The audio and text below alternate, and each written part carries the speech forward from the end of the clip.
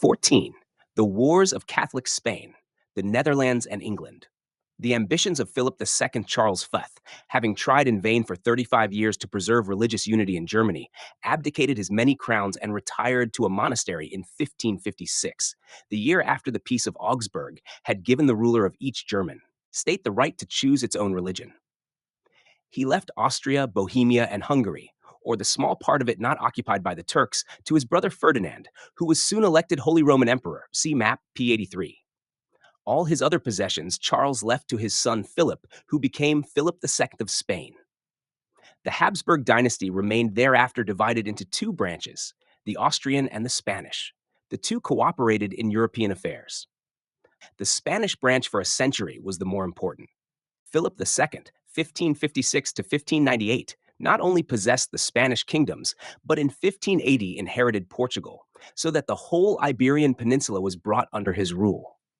He possessed the 17 provinces of the Netherlands and the Free County of Burgundy, which were member states of the Holy Roman Empire, lying on its western border, adjacent to France. Milan in North 270 Italy and Naples in the south belonged to Philip, and since he also held the chief islands, as well as Tunis, he enjoyed a naval ascendancy in the western Mediterranean that was threatened only by the Turks. For 5 years, until the death of Queen Mary in 1558, he was titular King of England, and in 1589, in the name of his daughter, he laid claim to the throne of France. Almost all of Central and South America belonged to Philip II, and after 1580, all the Portuguese Empire as well, so that except for a few nautical daredevils, all ships plying the open ocean were the Spanish kings. Philip II therefore naturally regarded himself as an international figure, and even more so because he combined the organizing methods of a new monarchy with a profound interest in the political and religious issues that were dividing post-Reformation Europe. He saw Spain as a leader of European Catholicism, and he believed that the advance of Spanish power in Europe served the cause of the universal church as well as the interests of his own monarchy and the people of Spain. Yet his attempts to protect and enhance Spanish power in Italy sometimes led to conflicts with the popes, and much of his foreign policy was directed against the Ottoman Empire in a continuing struggle for control of the Mediterranean Sea. European Protestantism was thus only one of Philip's many international concerns. Philip's goals. Philip's active participation in Europe's religious wars should therefore be seen as part of his wider military and political campaigns to protect Spanish and Habsburg interests, rather than a single-minded crusade for Catholicism. In his personal life, he was serious, devout, and hardworking. He gave the most detailed attention to the management of his far-flung territories. The wealth that flowed to his country from Potosi and other 128,271 mines in South America enabled Philip to pursue his goals throughout Europe and the Mediterranean. Meanwhile, Spain also entered upon the golden age of its early modern culture. In this period, the Siglo de Oro, running in round dates from 1550 to 1650, Cervantes wrote his Don Quixote in two parts, 1605, 1615, and Lope de Vega wrote his 200 dramas, while El Greco, Murillo, and Velázquez painted their renowned pictures. And the Jesuit Francisco Suarez composed works on philosophy and law that were read even in Protestant countries. As Cervantes showed in Don Quixote, many Spaniards were highly aware of the enduring tensions between high ideals and the difficult realities of social, political, and religious life. But, but Catholic traditions and the Catholic Church remained a powerful force in Spanish culture. The Church was vitally present at every social level, from the Archbishop of Toledo, who ranked above grandees and could address the king as an equal, down to a host of penniless and mendicant friars who mixed with the poorest people in Spain. Philip II built himself a new royal residence, the Escorial, which well expressed in solid stone its creator's political and religious determination. Madrid itself was a new town, merely a government center, far from the worldly distractions of Toledo or Valladolid. But it was 30 miles from Madrid on the bleak, arid plateau of central Castile, overlooked by the jagged Sierra, that Philip 129 chose to erect the Escorial. Somber and vast, made of blocks of granite meant to last forever, and with its highest spire rising 300 feet from the ground, The Escorial was designed not only as a palace, but as a center for religious life and the efficient management of a vast empire. Working constantly in this somber setting, Philip II dispatched his couriers to Mexico, to Manila, to Vienna, and to Milan. He sent his troops off to Italy and the Netherlands, his diplomats to all the royal courts of Europe, and his spies wherever they were needed, seeking to extend the influence of his powerful state and, when possible, to promote the Catholicism in which he devoutly believed. 272. The Escorial Philip II's Spanish palace, the Escorial, was a monastery as well as a royal residence. The buildings, which honored St. Lawrence, were laid out in the shape of a grill, since Catholic martyrologists reported that this saint had been burned alive on a grill over burning coals in the 3rd century. D.A. G. Dagliorti, Getty Images. The first years of Philip's reign were also the first years of Elizabeth's reign in England, where the religious issue was still in flux. They were years in which Calvinism agitated the Netherlands, and when France, ruled by teenage boys, fell into implacable civil war. Religious loyalties that knew no frontiers overlapped all political boundaries. Everywhere there were people who looked for guidance outside their own countries. Fervent Calvinists in England, France, and the Netherlands felt more connected to one another than to their own monarchs or their own neighbors. Fervent Catholics in all 3 countries welcomed the support of international Catholic forces, the Jesuits, the King of Spain, the Pope. National unity threatened to dissolve or was not yet formed. The sense of mutual trust between people who lived side by side was eaten away, and people who lived not only in the same country, but in the same town, on the same street, or even in the same house, turned against each other in the name of a higher religious cause. 1573, for about 5 years, beginning in 1567, it seemed that a resurgent Catholicism might prevail throughout Europe. Catholic forces took the offensive on all fronts. In 1567, Philip sent a new and firmer governor general to the Netherlands, the Duke of Alva, with 20,000 Spanish soldiers. The Duke proceeded to suppress religious and political dissidents by establishing a Council of Troubles. In 1569, Philip, who was preparing for a new war with the Ottoman Turks, put down a revolt of the Moriscos, converted Muslims, in Spain. In the same year, the Catholics of northern England, led by the Duke of Norfolk, and sewing the cross of crusaders on their garments, rose in an unsuccessful armed rebellion against Queen Elizabeth. But English Catholics continued to plot against their heretic queen. In the next year, 1570, the Pope excommunicated Elizabeth and absolved her subjects from allegiance to her, so that English Catholics, if they wished, could henceforth, in good religious conscience, conspire to overthrow her. In 1571, the Spanish joined with the Venetians and others to win a great naval battle against the Turks at Lepanto off the coast of Greece. Although this battle was part of the ongoing military struggle for political and economic control of the Mediterranean, some Spanish sailors wove a cross on their sails and portrayed their war with the Ottomans as a new Christian resistance to Islam. In the next year, 1572, the Catholic leaders of France, with the advice of the Pope and of Philip II, decided to make an end of the Huguenots, or French Protestants. Over 3,000 were seized and put to death on the eve of St. Bartholomew's Day in Paris alone, and this massacre was followed by other violence and lesser liquidations throughout the provinces. The Catholic offensive Vongiblo, but none of these victories proved enduring. The Turks soon recovered from their defeat at Lepanto and built a new fleet. In fact, they took Tunis from Philip 2 years later. The Moriscos were not assimilated. They would be expelled from Spain in 1609. The English Catholic rebellion was stamped out. 800 persons were put to death by Elizabeth's government. The revolt in the Netherlands remained very much alive, as 274 did the French Huguenots. 20 years later, England was Protestant. The Dutch were winning independence. A Huguenot had become King of France, and the Spanish fleet had 130 gone to ruin in northern waters. Despite the global power and wealth of the vast Spanish Empire, Spain's armies and naval forces would finally abandon their long campaign to drive the Muslims from the Mediterranean and the Protestants from northern Europe. King Philip II of Spain by Titian, Italian, 1488-1576.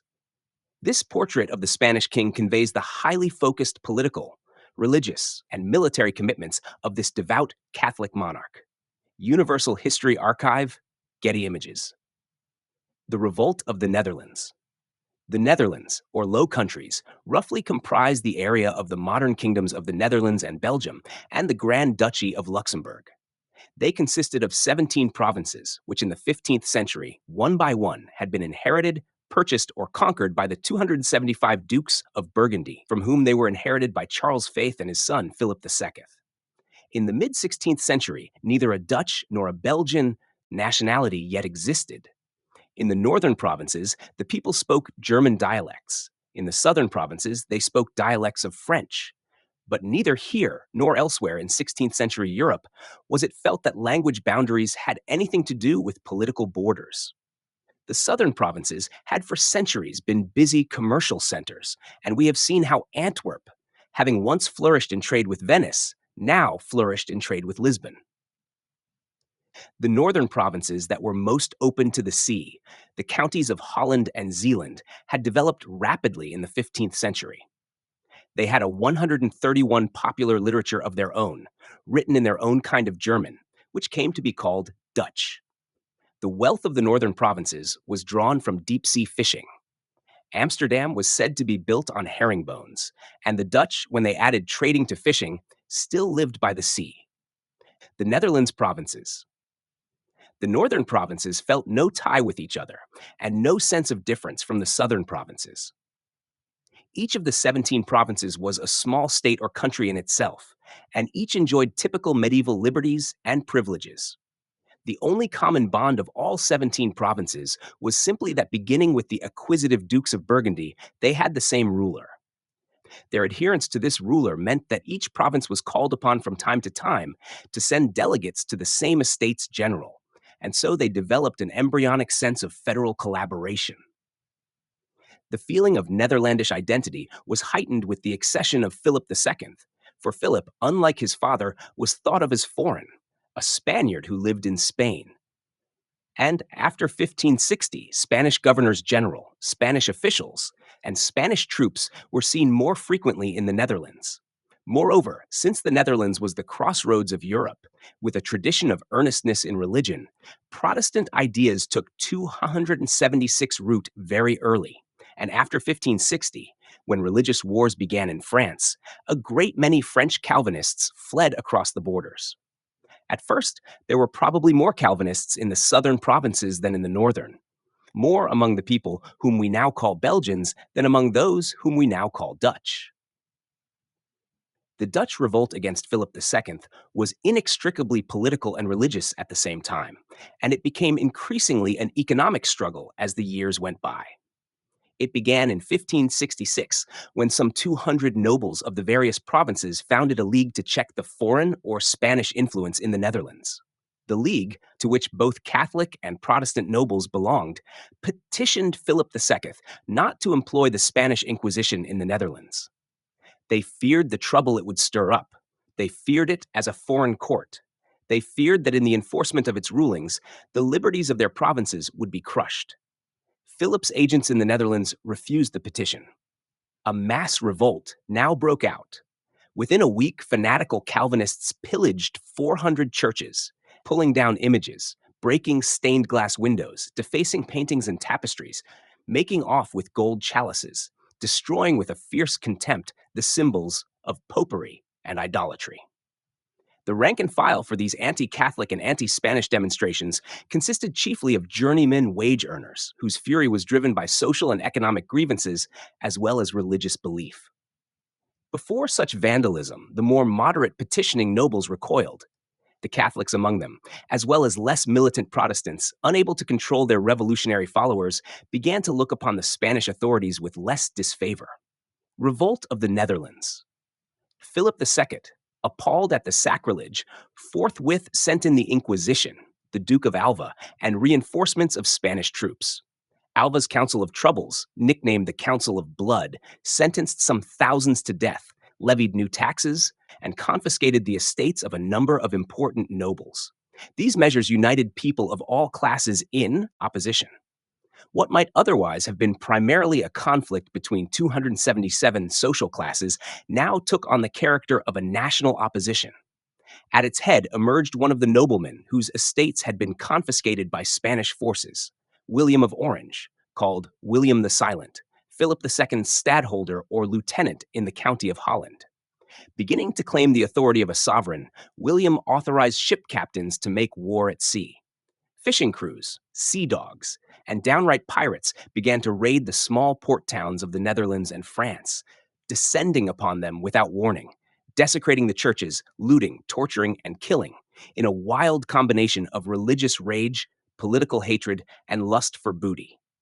The Spanish reciprocated by renewing their land 132 confiscations, their inquisitorial tortures, and their burnings and hangings. The Netherlands was torn by anarchy, revolution, and civil war. No lines were clear, either political or religious. But in 1576, the anti Spanish feeling prevailed over religious difference. Representatives of all 17 provinces, putting aside the religious question, formed a union to drive out the Spanish at any cost. The involvement of England. But the Netherlands Revolution, though it was becoming a national revolution with political independence as its first aim, was only part of the international politico religious struggle. All sorts of other interests became involved in it. Queen Elizabeth of England lent aid to the Netherlands, though for many years surreptitiously, not wishing to provoke a war with Spain, in which it was feared that English Catholics might side with the Spaniards. Elizabeth was troubled by having on her hands an unwanted guest, Mary Stuart, Queen of Scots. Mary had remained a Catholic and had been Queen of France until her husband's premature death, and Queen of Scotland until driven out by irate Calvinist lords, and who, if the Pope, the King of Spain, the Jesuits, and many English Catholics were to have their way, would also be Queen of England instead of the Protestant usurper Elizabeth, Pot 1. Elizabeth, under these 278 circumstances, kept Mary Stuart imprisoned. Many intrigues were afoot to put Mary on the English throne, some with and some without Mary's knowledge. England lends support to the Dutch. In 1576, Don Juan, hero of the Spanish naval victory at Lepanto and half-brother of Philip II, became Governor-General of the embattled Netherlands. He developed a grandiose plan to subdue the Netherlands and then to use that country as a base for an invasion of England. After overthrowing Elizabeth with Spanish troops, he would put Mary Stuart on the throne, marry her himself, and so become king of a re-Catholicized England. Thus, the security of Elizabethan and Protestant England was coming to depend on the outcome of fighting in the Netherlands. Elizabeth signed an alliance with the Netherlands Patriots. Don Juan died in 1578 and was succeeded as Governor-General of the Netherlands by the Prince of Parma. A diplomat as well as a soldier, Parma broke the solid front of the 17 provinces by a mixture of force and persuasion. He promised that the historic liberties of the provinces would be respected, and he appealed not only to the more zealous Catholics, but also to moderates who were wearying of the struggle and repelled by mob violence and religious vandalism. On this basis, he rallied the southernmost provinces to his side. The 7 northern provinces, led by Holland and Zeeland, responded by forming the Union of Utrecht in 1579. In 1581, they formally declared their independence from the King of Spain, calling themselves the United Provinces of the Netherlands.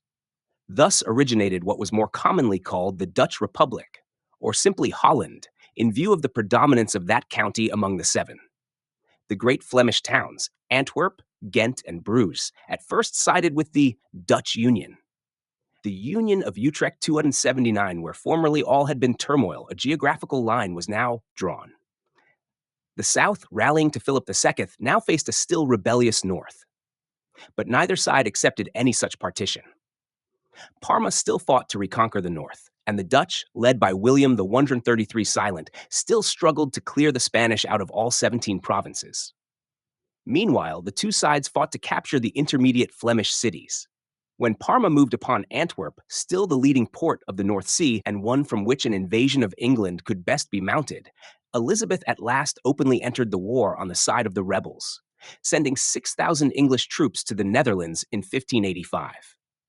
The Low Countries, 1648. This group of towns and provinces, along the lower reaches of the Rhine, Meuse, and Scheldt rivers, originated in the Middle Ages as part of the Holy Roman Empire. The northern or Dutch provinces were recognized as independent of the empire in 1648. Early in the 17th century, a political frontier emerged between the Dutch and Belgian parts, but the word Belgium was not used until much later, the southern or Habsburg provinces being called the Spanish Netherlands in the 17th century and the Austrian Netherlands in the 18th. The large bishopric of Liège remained a separate church state until the French Revolution.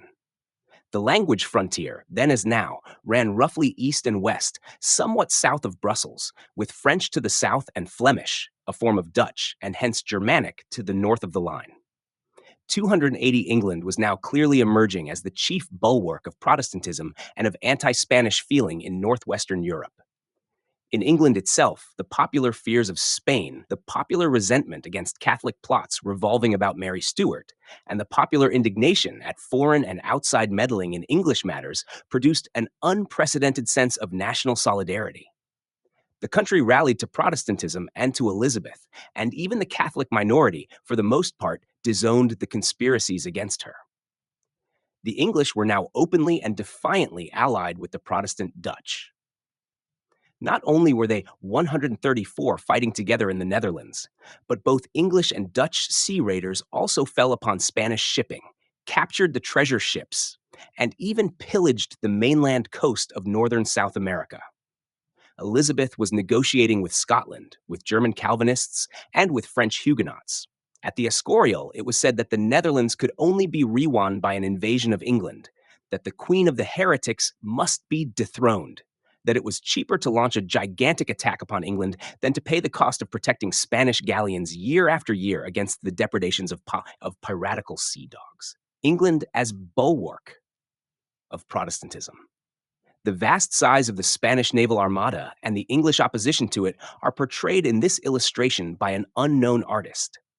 Both navies had crosses on the flags of their ships, thereby claiming divine support for their cause and indicating the religious and national stakes in this epic conflict. 281, Universal History Archive / Getty Images. Philip II therefore prepared to invade England. The English retorted with vigor. Mary Stuart, after almost 20 years of imprisonment, was executed in 1587. An aroused Parliament, more than Elizabeth herself, demanded her life on the eve of foreign attack. Sir Francis Drake, most spectacular of the sea dogs, sailed into the port of Cadiz and burned the very ships assembling there to join the Armada. This was jocosely described as singeing the beard of the King of Spain. The Great Armada, the Armada Cattolica, was ready early in 1588, with crosses on the sails and banners bearing the image of the Holy Virgin. It consisted of 130 ships, weighing 58,000 tons, carrying 30,000 men and 2,400 pieces of artillery, the most prodigious assemblage of naval power that the world had ever seen. The plan was for the fleet to sail to the Netherlands, from which it was to escort the Prince of Parma's army across the straits to the English coast. The Spanish Armada. But the Armada never reached the Spanish army. It was met in the English Channel by some 200 English vessels, which encircled the Spanish fleet near Calais. The English craft, lighter, smaller, and faster, though well furnished with guns, harried the lumbering mass of the Armada, broke up its formations, and attacked its great vessels one by one. It found no refuge at Calais, and English fireships drove it out again to sea. Then arose a great storm, which the English would later call the Protestant wind.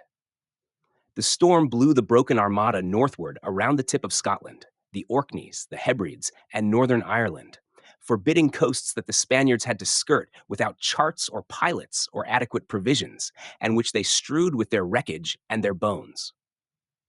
135-282-1492, Christopher Columbus reaches America. 1592-1522, Ferdinand Magellan circumnavigates the globe. 1592-1533, Spanish conquests of Native American empires in the Americas. 1556-1598, reign of King Philip II in Spain. 1562-1598, religious and civil wars in France. 1565, Manila galleons, open Spanish trade route between Asia and America. 1566, revolt against Spanish control begins in the Netherlands. 1588, Spanish Armada is destroyed off the coast of England and Scotland. 1598, King Henry IV issues Edict of Nantes, grants religious rights to French Protestants. 1618 to 1648, the 30 Years. War in Germany, 1648. Peace of Westphalia recognizes system of sovereign European states. Chronology of notable events, 1492 to 1648. The results of the struggle. The war for control of the Netherlands went on for several years, even after Philip died in 1598. In the wars with Spain, the English had, above all else, assured their national independence. They had acquired an intense national spirit, a love of this other Eden, demi-paradise, this precious stone set in the Silver Sea, as Shakespeare wrote. And they had 283 become more solidly Protestant, almost unanimously set against popery. With the ruin of the Armada, they were more free to take to the sea. We have seen how the English East India Company was founded in 1600. In the Netherlands, the battle lines swayed back and forth until 1609, when the two sides agreed to a 12 years truce. By this truce, the Netherlands were partitioned. The line of partition ran somewhat farther north than it had in Parma's time, for the Spaniards had retaken Antwerp and other cities in the middle zone. The 7 provinces north of the line, those that had formed the Union of Utrecht in 1579, were henceforth known as Dutch. The 10 provinces south of the line were known as the Spanish Netherlands. Protestants in the South either became Catholics or fled to the north, so that the South, the modern Belgium, became solidly Catholic, while the number of Protestants in the north was increased. Even so, the Dutch were not a completely Protestant people, for probably as many as a third of them remained Catholic. Calvinism was the religion of most Dutch burghers and the religion favored by the state. But in response to an exceptionally large religious minority, the Dutch Netherlands adopted a policy of toleration. Partition of the Netherlands. The southern Netherlands were ruined by almost 40 years of war. The Dutch, moreover, occupied the mouth of the Scheldt River and refused to allow ocean-going vessels to proceed upstream to Antwerp or to Ghent. The Scheldt remained closed for 2 centuries, and the Flemish cities never recovered their old position. Amsterdam became the commercial and financial center of Northern Europe. It retained its commercial supremacy for a century and its financial supremacy for 2 centuries. For the Dutch, as for the 136 English, the weakening of Spanish naval power opened the way to the sea. The Dutch East India Company was organized in 1602. Both the Dutch and the English began to found overseas colonies. The English 284 established a colony in Virginia in 1607. The Dutch launched the colonization of New York in 1612. As for Spain, while it remained the most formidable military power of Europe for another half-century, its political and economic decline had already begun. At the death of Philip II, the monarchy was living from hand to mouth, habitually depending on the next arrival of treasure from America or the Indies. The productive forces of the country were weakened by inflation, taxation, emigration, and depopulation. At Seville, for example, only 400 looms were in operation in 1621, where there had been 16,000 a century earlier. Spain suffered from the very circumstances that made it great. Qualities that developed in the centuries of religious war and in the reliance upon imported gold or silver from America were not those on which a more modern economy and society could easily be built. Spanish aristocrats were often relatively indifferent to the newer, expanding institutions of European commercial activity, and their attitudes may have influenced the country as a whole. In any case, many of the ablest Spaniards continued to enter the church, and there were few innovations in Spain's political and economic life. The beginnings of Spanish decline. The very unity accomplished under Ferdinand and Isabella threatened to dissolve. After more than a century of the Inquisition, people were still afraid of false Christians and crypto-Muslims. The lingering hostility for the Moriscos thus rose again after 1600. The Moriscos included some of the best farmers and most skilled artisans in the country. They lived in almost all parts of Spain and were in no sense a foreign element, since they were simply the descendants of those Spaniards who, in the Muslim period, which had begun 900 years before, had adopted the Muslim religion and Arabic language and culture.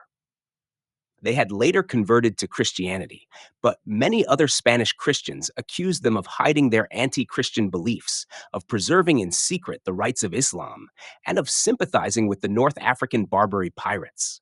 They were thought to be clannish, marrying among themselves, and they were so 285 efficient, sober, and hardworking that they outdistanced other Spaniards in competition. In 1609, some 150,000 Moriscos were driven out of Valencia. In 1610, some 64,000 were driven from Aragon, and in 1611, there were also mass expulsions from Castile. About 300,000 people were expelled from the whole of Spain. They were men, women, and children of every age and social level, but all were simply put on boats and sent off with what they could carry. A few Moriscos went to other parts of southern Europe, but most settled in North Africa. Spain, whose total population was rapidly falling in any case, thus passed through another phase of abrupt religious expulsions in which the country lost one of its most productive and socially valuable minorities. The Moriscos, nor could the diverse territories under Spanish control be held together in peaceable alliance, despite the centralizing projects of the main government minister, the Count of Olivares. Coming to power under King Philip IV in 1621, Olivares sought to curb the independence of the church, increase the king's revenues, control the aristocracy, and send the Spanish army into both the Netherlands and the religious wars in Germany. His policies provoked strong opposition throughout Spain. In 1640, Portugal, which had been joined to the Spanish crown since 1580 when its owning line had run out, re-established its independence. That same year, Catalonia rose in an armed rebellion that would continue with French support for almost 20 years. Catalonia was at last reconquered, but it managed to preserve its old privileges and separate identity. Castile and Catalonia were now almost as disunited in spirit and in institutions as in the days of Isabella and 137 Ferdinand.